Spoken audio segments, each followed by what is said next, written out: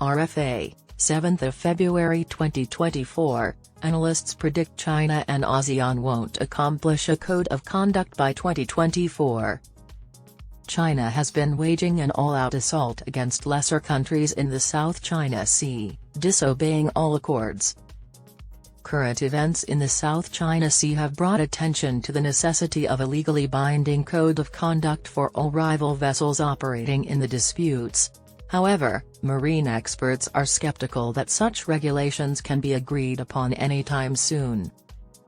Following the parties' 2002 agreement on an initial declaration of conduct, DOC, for the South China Sea, China and the nations that comprise the ASEAN region of Southeast Asia have been negotiating a Code of Conduct, COC. The single draft negotiating text, or draft agreement, was successfully released by Beijing and ASEAN in 2018, and the two parties declared the completion of its second reading in July 2023. October 2023 is thought to have marked the start of the third reading of the draft negotiating document. The consultations on the COC are going smoothly, a Chinese spokeswoman said. At a recent press briefing, Chinese Foreign Ministry spokeswoman Mao Ning stated that parties have adopted guidelines to expedite consultations on the Conference of the Parties. Defending nations against Chinese bullying, the South China Sea issue is highly complex and faces external interference. We hope ASEAN countries will expedite consultations for the early adoption of the COC and work with us toward the set target. Discord between Beijing and ASEAN is mainly caused by what is called external interference, a barely concealed allusion to the United States and its allies, according to Chinese officials and state-approved scholars. Chinese military expert and TV commentator Song Thongping was recently quoted by the tabloid Global Times as saying, "The biggest trouble in the South China Sea does not come from countries within the region but from external forces disturbances, which attempt to turn the South China Sea into a sea of conflict and a sea of war." Significant barriers. Carlisle Thayer, an emeritus professor of politics at the School of Humanities and Social Sciences at the University of New South Wales Canberra, explained that China has presented several COC negotiating text elements to block any external interference. The South China Sea parties shall establish a notification mechanism on military activities, and to notify each other of major military activities if deemed necessary, according to one of China's rules, Thayer writes. The clause states, unless the parties concerned are notified beforehand and express no objection, the parties shall not hold joint military exercises with countries outside the region.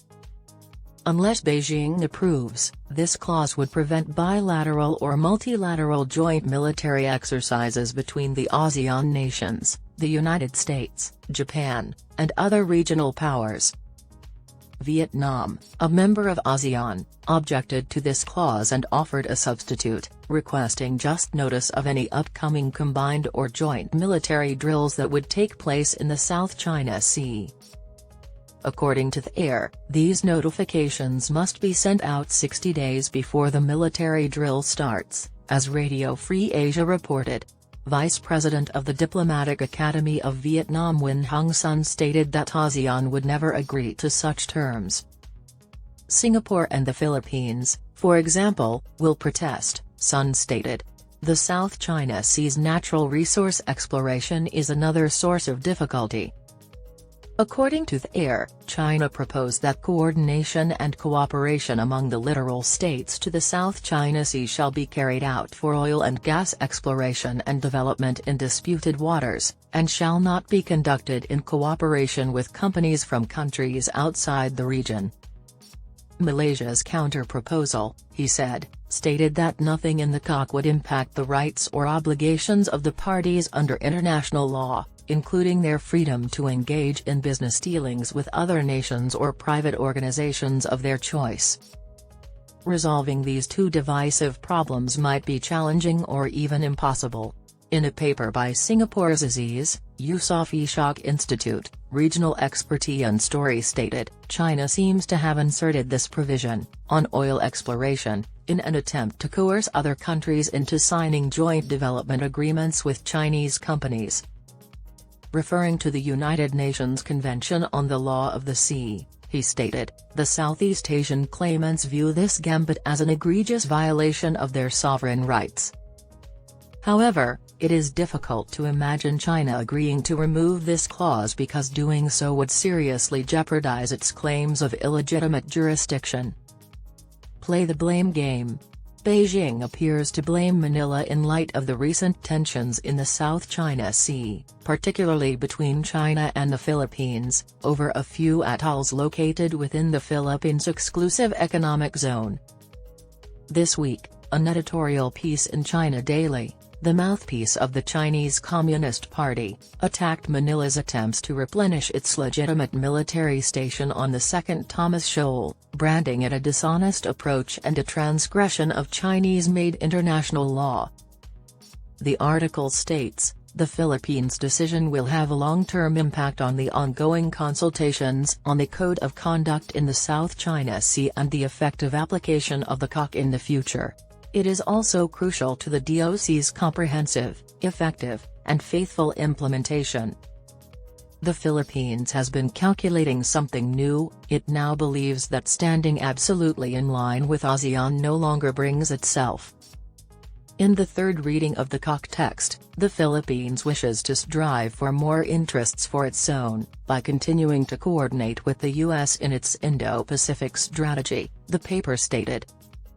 To stop maritime mishaps, Philippine President Ferdinand Marcos has stated that his nation may look to establish bilateral codes of conduct with its neighbors.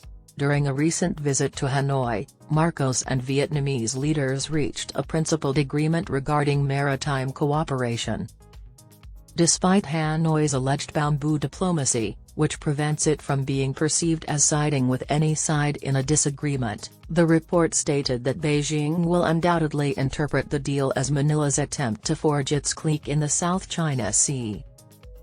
It's difficult to understand how the China-ASEAN COC negotiations are going on the right track at its own pace, and the conclusion of the COC is not far away, despite Chinese authorities' claims that there are still significant differences in the most critical subjects.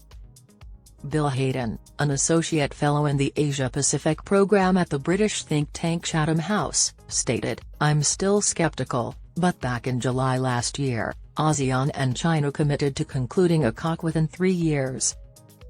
Hayden continued, I believe this is just another attempt by China to elevate the COC and give the impression that it is unavoidable to crush any opposition to the Chinese side's preferred version of the text.